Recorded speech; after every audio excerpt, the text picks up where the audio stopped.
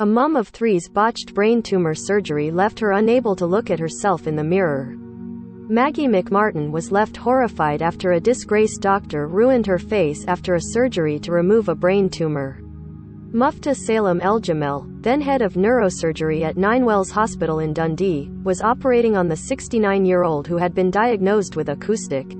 However, during the operation in 2005, he cut through some nerves and left the pensioner with a permanently drooping face, the Daily Record reported. The left side of her face was slack and she was unable to shut one eye. Maggie and her husband David, Image, Daily Record. Mr. El-Jamel is now no longer allowed to practice in Scotland. She said, "The operation was a disaster because the surgeon cut through some nerves, which meant the left side of my face drooped and my eyes wouldn't.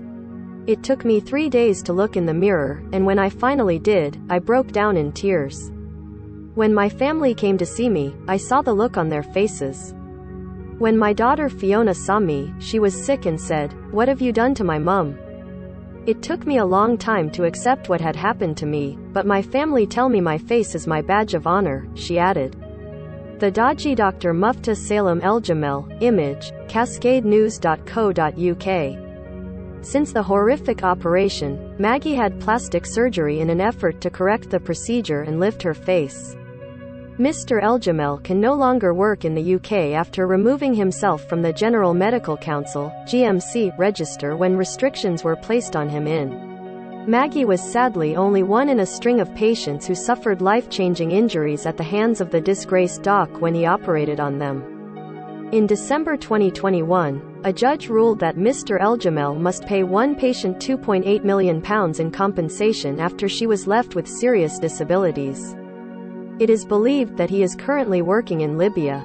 A Police Scotland investigation is ongoing looking at whether his actions warrant a criminal prosecution, and consultations have taken place with the National Crime Agency. Sign up to our newsletter to get the day's biggest news straight to your inbox.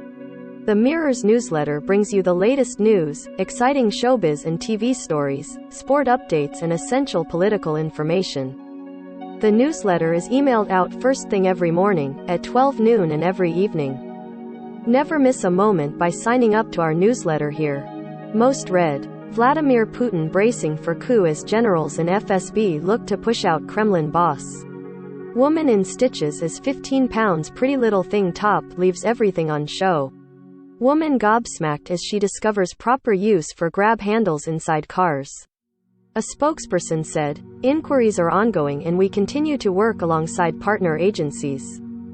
Maggie first realized something was wrong in 1998 when she started experiencing dizzy spells, sickness and problems with her spatial awareness. She was initially treated for labyrinthitis, an inner ear infection that affects balance, but continued to bump into things at home. While working in a call center in 2004, Maggie began struggling to retain information and kept asking for things to be repeated. She was also hit with bouts of tiredness, which forced her to take naps in her car during lunch breaks. When Maggie was then unable to even lift her pen, she knew something was seriously wrong and began feeling really scared. Susanna Reid swipes at Boris Johnson as he asks, "Who's Lorraine?" amid GMB grilling. Boy, 7, who has never spent a full day at school left unable to read or write. Maggie was taken to Perth Royal Infirmary where she had an MRI scan which revealed she had a mass on her brain. She began raising awareness for the condition by working with brain tumor research charity through their annual Wear a Hat Day in 2012. The event involves participants donning wacky hats to raise cash for vital work into finding a cure for brain tumors.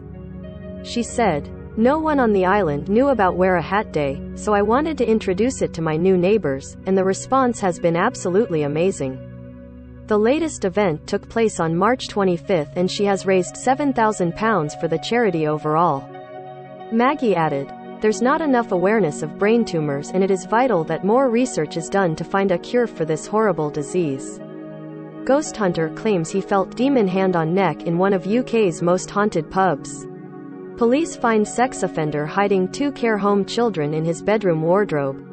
Brain tumors kill more children and adults under the age of 40 than any other cancer but are only allocated 1% of national spend on cancer research, according to Brain tumor research. Community Development Manager Matthew Price said, "We're really grateful to Maggie as it's only with the support of people like her that we're able to progress our research into brain tumors and improve the outcome for patients who are forced to fight this awful disease." Unlike many other cancers, brain tumors are indiscriminate. They can affect anyone at any time. Too little is known about the causes, and that is why increased investment in research is vital. To donate to Maggie's Just Giving page, please click here. Read more. Couple with Down syndrome enjoyed fairytale lockdown romance after KFC first date. Read more. BP profits double to £5 billion as energy and petrol prices trigger cost of living crisis.